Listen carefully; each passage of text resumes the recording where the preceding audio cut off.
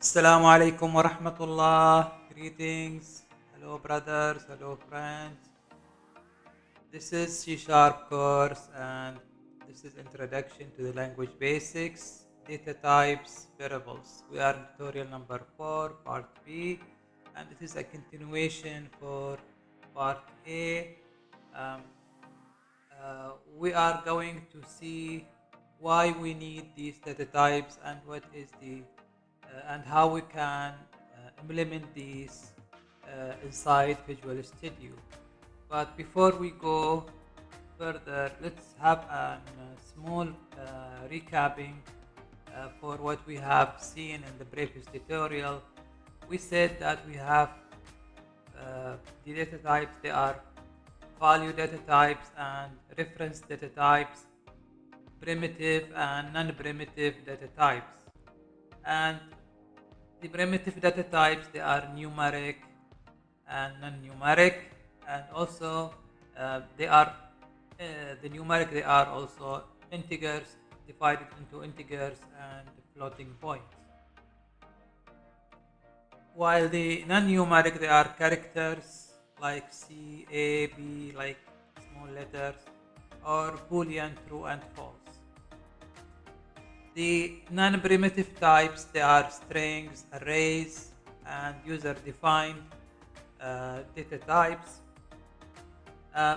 Each one of these data type can allocate, can occupy a specific size of memory, and for that reason, it will be smart to understand which type to use in your program for which purpose, because you don't need to use, for example, if you have small number processing in your program, you don't need to use the long one, or you don't need to use the integer one when when short or byte can handle the situation. So uh, for example, if we say, even let's take an example here. Suppose we have a big house here, and we have one person who is going to stay in this big house. This person can use one room in that house, and it will be enough for him for living, because he is only one and it is big room, so enough for him, and then it is very nice. So he doesn't need this uh, blank space, empty space. He doesn't need it because he's not going to stay in this place. So it is not good or not smart to use big data types like int. We assume this is int, which is bigger than byte. If we use int for where we need to use byte, then it will be like wastage of memory in the program, and will make your program slower than what you need. Not like if we assume that uh, we have more people to stay with us in this house, where like families or whatsoever, then in this case uh, we need to have more people here, so we need to have bigger space, and we need people to be comfortable. So in this case, we can't actually also put a lot of people, and so many people you cannot put them here, so this will give error and the program, and we cannot process that program.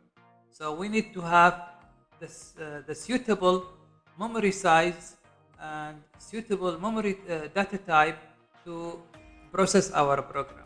For that reason, we need to know when we can use byte, and when we can use int, and when we can use double. So for example, if I want to calculate the age of a person, so in this case, if I want to calculate the age of a person, I cannot say like his age is 1.2 years. I mean, is not, it doesn't sound good. But if I say his age is 1 year or 3 years, then this sounds good. And that's why we need to use integer where there is no floating points, and or we can use, that's why where we need to use integers for the age where we don't have floating points, and we can, while we need to use 1.2, for example, if we, or decimal, I mean, when we want to calculate the space or the volume or whatever. So we need like to know the 1.6, 1.8, 100.7, whatever. And sometimes we need to know, like in our program, we want to know that um, use only one character, like for example male, female. Male will be M and female will be F, or true and false, like asking if this car is red, or if it is red, then assign the value number, change the value to this number, and if it is true, change the value to other number. So we can use it with the true, false, and we can use it in the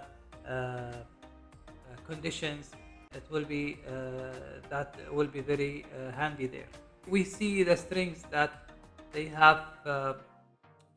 We can type our strings into two quotations, and we can type whatever string we have. The arrays are a collection of data where you can put same type data into a series of, like for example, if we want to talk about if we want to talk about numbers, like 10 numbers, then we can assign int or double, and then we can open two curly brackets and put our numbers here. Depends upon the number or the size of our array. We will talk about arrays inshallah in another tutorial, but now just for information, I just pass this to you that arrays or strings, they occupy larger space in the memory, and that's why they need to they called reference data type, which means that they will be stored. You instantiate your string and put, for example, x equal, for example, string x equal to name. It will not be stored in this, what is called the stack. It will be stored in something different, which is called the heap.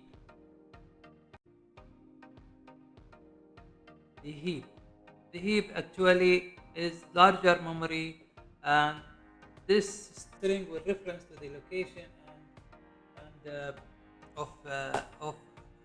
of this variable, and it will be called whenever it is required.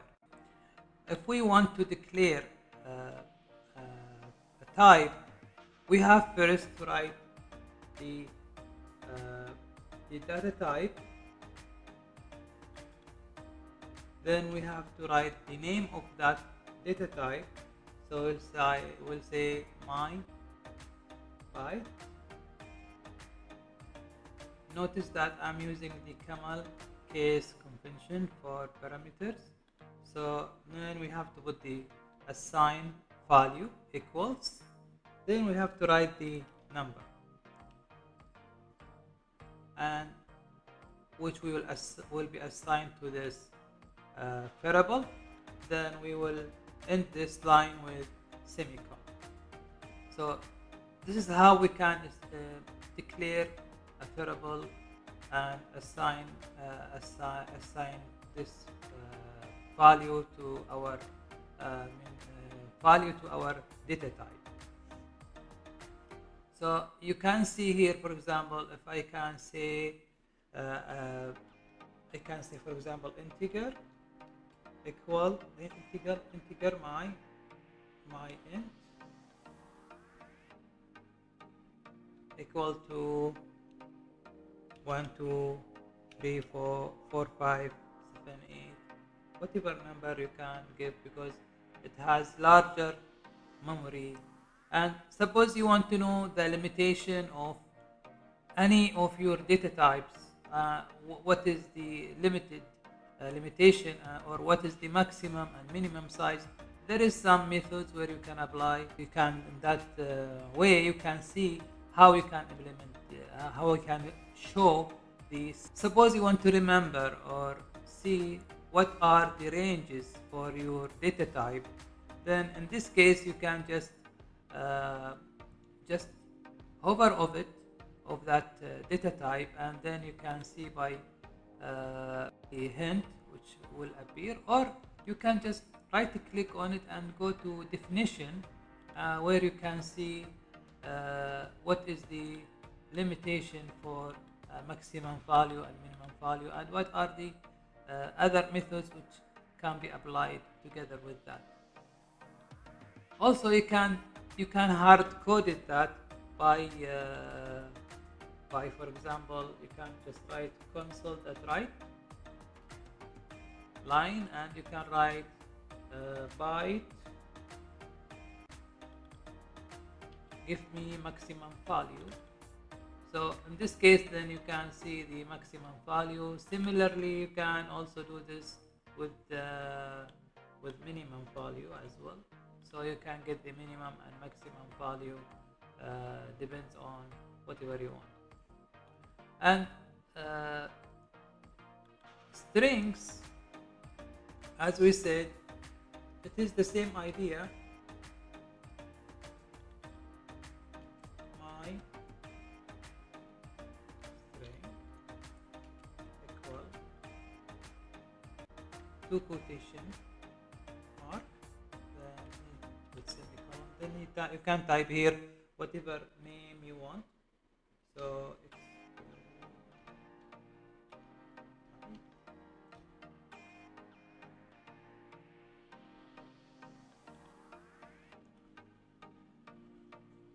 we can also use the flexible data type, which is far.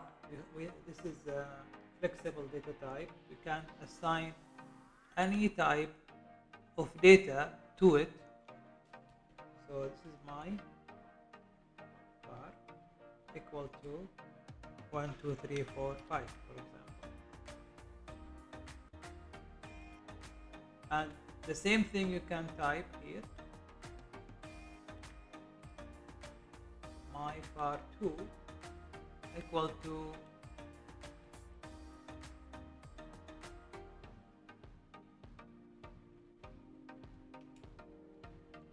is string. So if you hover over this, you will see that it is integer, local variable integer, my var.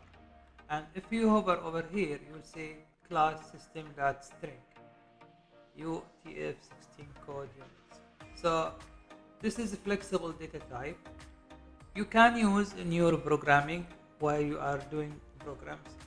You can use var to help you sometimes to change in your code, but it is always good practice to use the data type as it is. So this will make you avoid having bugs in your program.